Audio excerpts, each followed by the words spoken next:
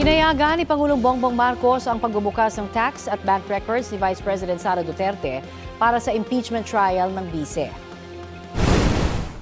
Kung nag-approve na or nagbigay na ng clearance ang Pangulo sa BIR, yes. Ito naman ay para sa katotohanan.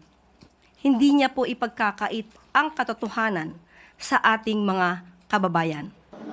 Sabi ni Palace Press Officer Undersecretary Claire Castro, kahit pa magduda ang mga kritiko ni Pangulong Marcos, para sa kanyang intensyon dito, tinutupad lamang daw ng Pangulo ang proseso at ang batas. Hawak na ng impeachment court ang 2 kahon mula sa Bureau of Internal Revenue ng bank records ng bise, minister na si Attorney Mans Carpio at kanilang mga negosyo.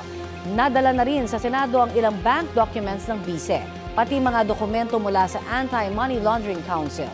Ayon sa prosecution team, hahayaan nilang magsalita ang mga ebidensyang ito na kanilang gagamitin sa pagtalakay sa impeachment article tungkol sa hindi umano maipaliwanag na yaman ng bise.